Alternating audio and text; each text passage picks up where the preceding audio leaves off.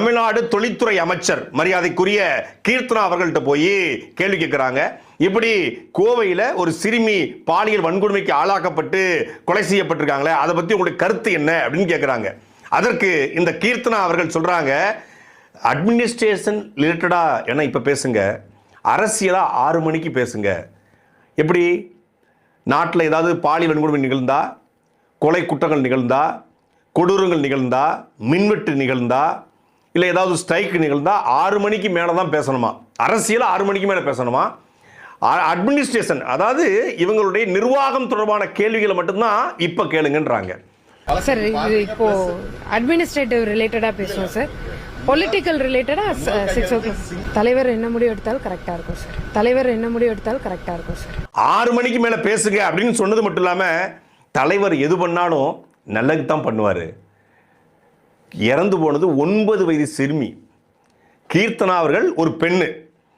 அவங்களுக்கும் குழந்தைகளை பற்றி தெரியும், அவங்க ஒரு பெண்ணுனால அந்த பெண்களுடைய வழி பற்றி தெரியும். அப்படிங்கிறதுனால தான் பத்திரிகையாளர் போயிட்டு அவங்க கிட்ட கேட்குறாங்க. பத்திரிகையாளர் மீண்டும் கேட்குறாங்க, நீங்கள் ஒரு பெண்ணாக இருக்கீங்க, அதனால் ஒரு பெண் பாதிக்கப்பட்டிருக்காங்க, குழந்தை பாதிக்கப்பட்டிருக்கு, ஒரு குடும்பம் பாதிக்கப்பட்டிருக்கு, அதனால் அது குறித்து பேசுங்க அப்படின்னா தலைவர் எது பண்ணாலும் நல்லதுக்கு தான் பண்ணுவார்.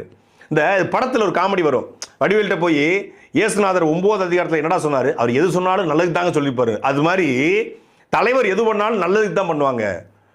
இங்கே அது கேள்வி இல்லை, அந்த பெண் பாதிக்கப்பட்டிருக்கா, இது போல இன்னொரு பெண் தமிழ்நாட்டில் பாதிக்கப்படாத அளவுக்கு நாங்கள் கட்டமைப்பை உருவாக்குவோம். இப்போ தான் நாங்கள் அதிகாரத்துக்கு வந்திருக்கோம், காவல்துறையை புதுப்பிச்சிருக்கோம், சிங்கப்பெண் அதிரடிப்படை உருவாக்க போகிறோம். ஜூன் 27ஆம் தேதி தலைவர் தொடங்கி வைக்க போகிறாரு, தமிழ்நாடு முழுக்க வரப்போகிறாங்க.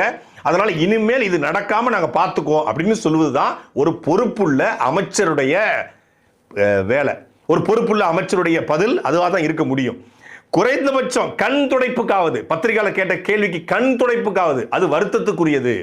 எங்கள் தலைவர் விஜய் அவர்கள் சரியான நடவடிக்கை எடுப்பார். 2 பேரை கைது பண்ணியிருக்காங்க, அவங்களுக்கான தண்டனையை நாங்கள் வாங்கி தருவோம். இனிமேல் இது நடக்காமல் இருக்க நாங்கள் என்னென்ன பணிகளை செய்யணுமோ அதை செய்வோம்னு சொல்லியிருந்தா சரி. ஆனால் கேள்வியே கேட்க 6 மணிக்கு மேலே கேளுங்கன்னு சொல்லிட்டு தலைவர் எது பண்ணாலும் நல்லதுக்கு தாங்க பண்ணுவார் அப்படின்னு சிரிச்சுக்கிட்டு பதில் சொல்கிறாங்க. இப்படி சிரிச்சுக்கிட்டு பதில் சொல்கிற இதே கீர்த்தனா அவர்கள் தான் சரியாக ஒரு 15 நாள் இந்த தேர்தல் பரப்புரையில் கடைசி நாளில் இவங்க பேச போகும்போது யாரோ தடுத்துட்டாங்களாம். உடனடியாக ஒரு வீடியோ, செல்ஃபி வீடியோ எடுத்து நைட் லைட்டில் ஒரு 10 மணிக்கு போடுறாங்க. தமிழ்நாட்டில் ஒரு பெண்களுக்கு பாதுகாப்பே இல்லையா, இது பெண்கள் அடிமைத்தனமான ஆட்சி, அந்த ஆட்சியை ஒழிக்கணும், அந்த ஆட்சி ஒழிக்கணும்னா இந்த பெண்ணுக்கு விசிலுக்கு ஓட்டு போடுங்க அப்படின்னு சொல்லிட்டு இப்போ தலைவர் எது பண்ணாலும் நல்லதுக்கு தான் பண்ணுவார்.